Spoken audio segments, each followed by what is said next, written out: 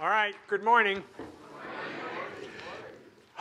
Kind of amazing, isn't it, that we sort of made it through 2017? Oh my God, we made it. I mean, like, holy cow. I had days I thought it would never end. But first, let me tell you this one. There was a priest, and he loved to play golf, and he rarely had the opportunity. He was up early one Sunday morning, and he was watching the weather forecast. It was going to be an especially beautiful day.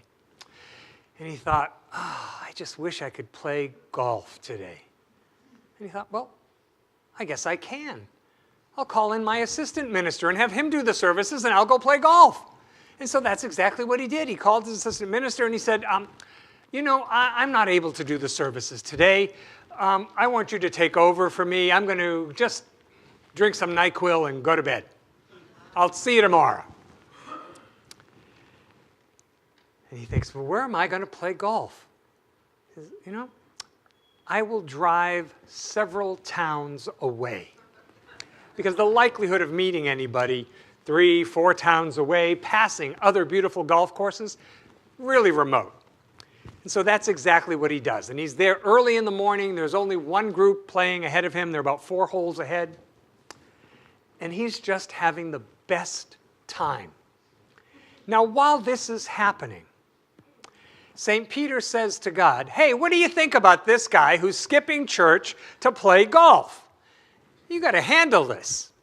And God says, I'll take care of it. St. Peter says, okay. Well, the priest continues to play, and he's having a great time, and it's a beautiful day, and some shots are good, and some shots not so much, but that's golf, and he's just having a great time. Finally, on the 18th hole, and it is a particularly long 18th hole, there's sand traps and dog legs and all this stuff, he hits a hole in one. And St. Peter says to God, what are you thinking? He just hit a hole in one. And God says, yeah, I know, it's great, isn't it? Who's he going to tell?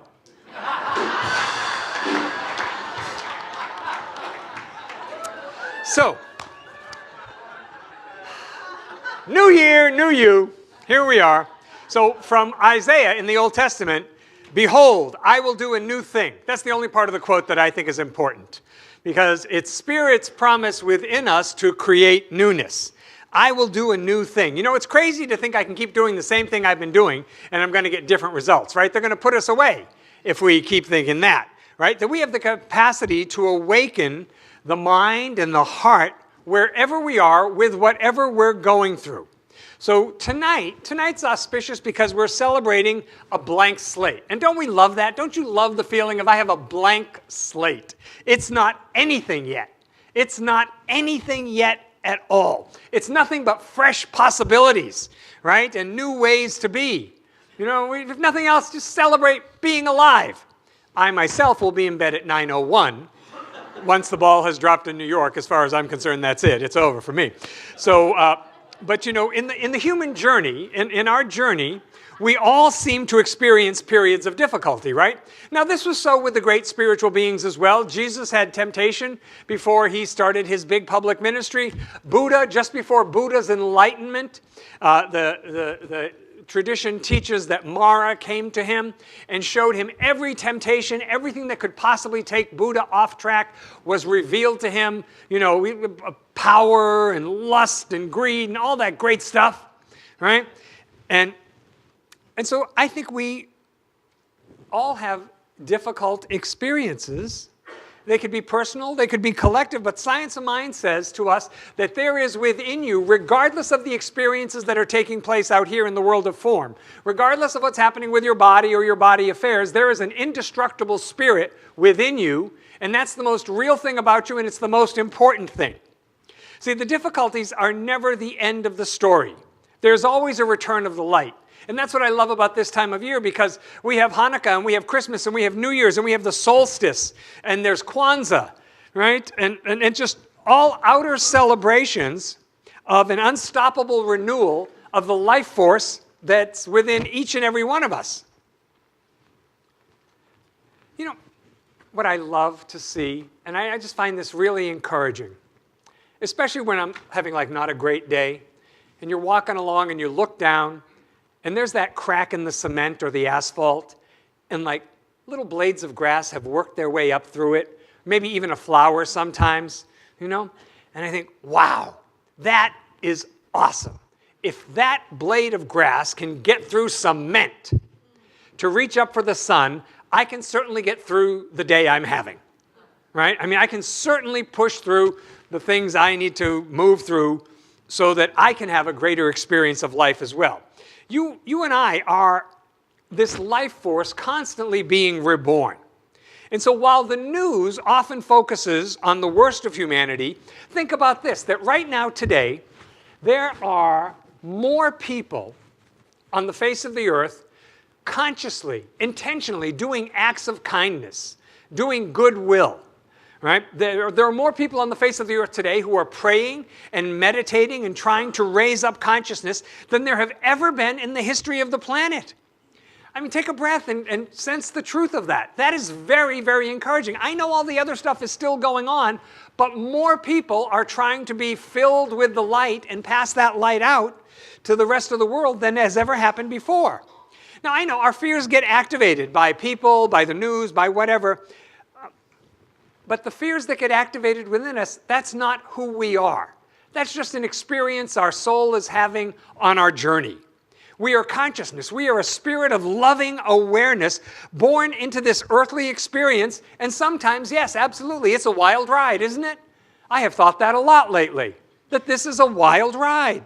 Kind of like Mr. Toad's Wild Ride at Disney, for those of you who have been. So in a new year, I think we have an opportunity for a couple of things, and I want to say that these are my intentions. Now, in the science of mind, we say what's always manifesting is our intention. So before the ball drops tonight, or your clock says midnight, I want to really encourage you to have some intention, because that's what's manifesting for the new year. You know, what is it that you really want to bring forward in your life? So for me, I have to plant seeds of goodness.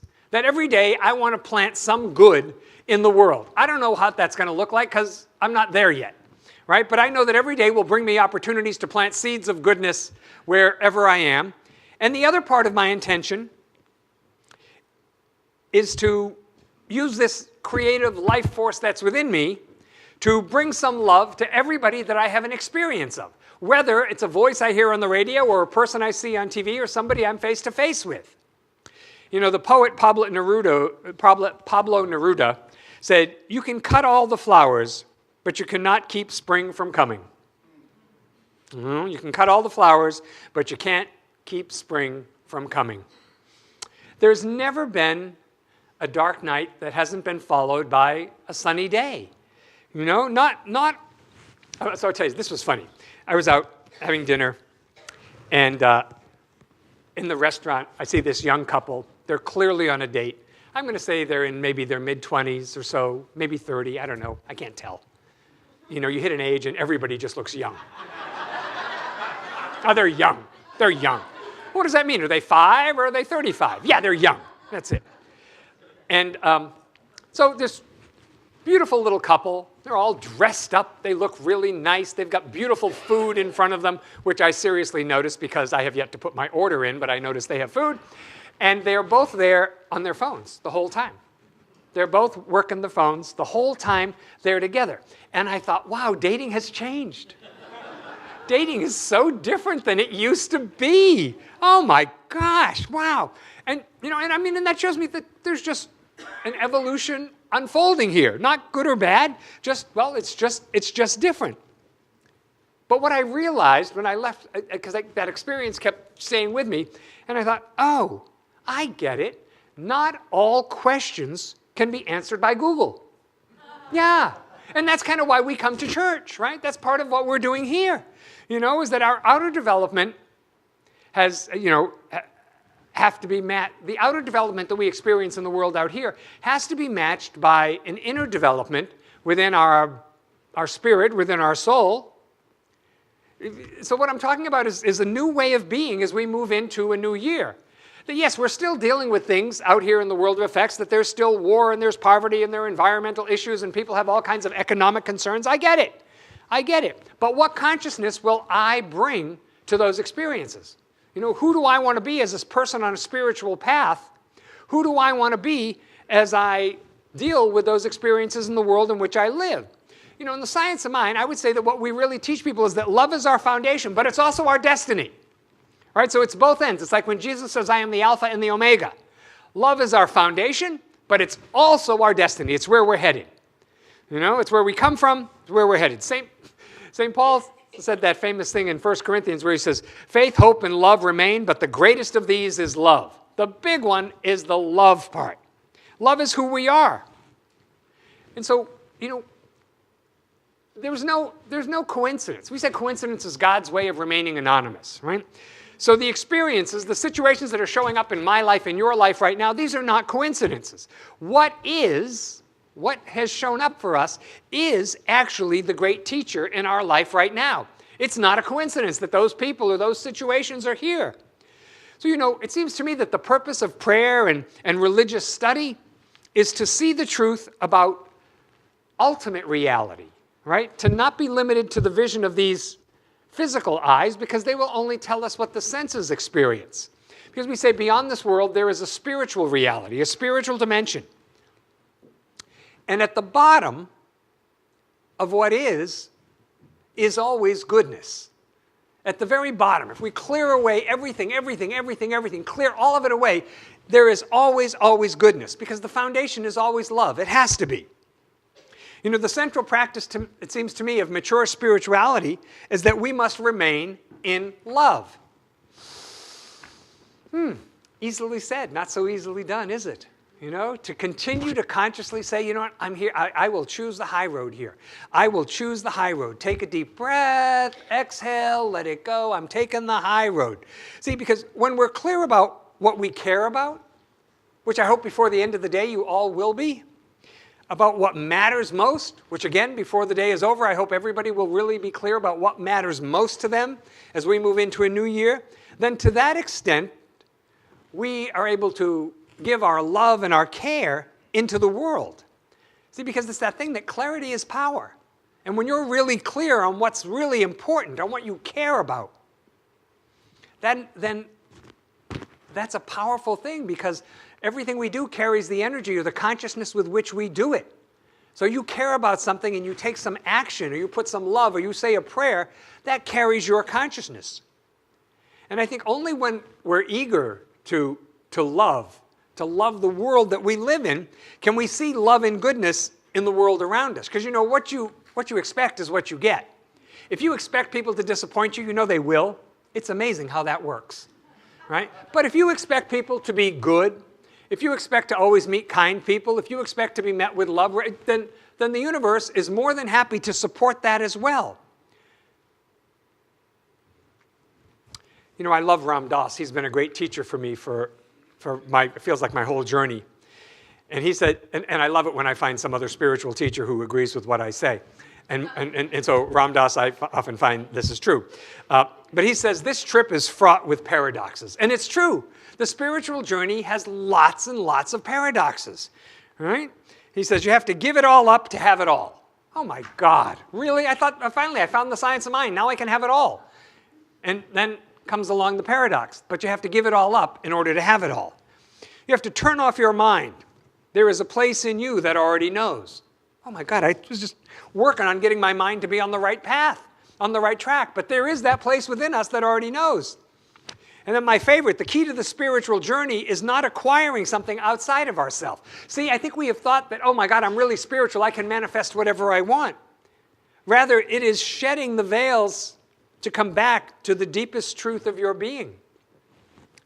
See, the principles are the principles, and at some point there are no new spiritual principles. You've heard them all. So then what does the path become? The path becomes about letting go of everything that keeps us from being a living demonstration of God's love on earth. You know, so it becomes about, I do more spiritual work and I let go of this. I do more spiritual work, I let go of a little fear. I do spiritual work, I let go of a little anger over here. I do a little more forgiveness over here. It becomes about letting go of everything that stands between you and your oneness with God. You know, the word change normally refers to, I think, new beginnings, but transformation most often happens when, not when something new begins, but when something old falls away. So it's in the falling away that we actually experience transformation. Every time we let go of some part of the story, every time we let go of the past, every time we let go of a relationship that doesn't work, every time we let go of some unforgiveness that we've continued to hold on to. So my encouragement for us is that it be our intention, that it really be our intention for the year ahead. Well, I don't want to tell you what your intention is. I want you to come up with your own intention. Maybe your intention is, this is the year when I am going to fully embody perfect health. This is the year I'm going to get a career I love. This is the year I'm going to be in a relationship. This is the year I clean my garage. I don't know. Start small. Maybe it's the year you clean your medicine cabinet. I don't know. All right? But have some intention that's relevant to you for the year ahead. Why? Because what's always manifesting is our intention. And I would add to that for all of us that it be part of our intention as part of this spiritual community to spread light and to go inward and find the place where we're all connected. Because there is a place on the unseen side. We say God is all there is. There's only God and we're all it. So before I do the treatment, I want to share, this was a prayer Ernest Holmes wrote for universal peace. And I thought this was a good fit for today. So start to move your energy, your focus, your attention inward. And Ernest wrote these words many years ago: "Infinite Spirit, bring peace and goodwill to all peoples. Direct the pathway of every nation into unity, happiness, and prosperity. Remove the thought of fear and greed from the mind of man. Let every thought of hate be turned to love. Every thought of fear be turned to faith. Every thought of doubt be turned to certainty. Every thought of war be turned to peace. Heal the wounds of the world and bring peace upon the face of the earth." And so it is right now.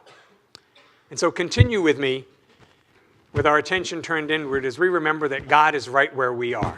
That God is the infinite presence, the power, the principle that animates all of life. And I know that we are one with God and we are all connected with each other on the unseen side of life. And so I claim for each and every one of us that at the end of this year, we let go of something that does not serve us. Some thought, some belief, some idea, an unforgiveness, a habit pattern, a way of being. If it doesn't serve us, we let it go consciously, willingly. And we embrace a greater truth, a greater aspect of God's manifestation through us as us. So I claim for each and every one of us a wonderful year ahead, that we are clear on what our intention is for the year, what it is we're seeking to bring forward in our life in the most loving, harmonious way. So we include in our prayer our family members and friends and loved ones. We see them in our mind's eye, and we know that the fullness and the allness of God is right where they are. We let our prayer be a blessing energy in the world, touching all people, all circumstances, every situation. We affirm the very love of God is right there. We bless our church, all churches. We bless synagogues and temples and mosques and ashrams, all paths to God. And I know we're blessed by being together, that there is raising up for each and every one of us. And so with a full heart, I release this word. I know it's so, and together we all say, Amen.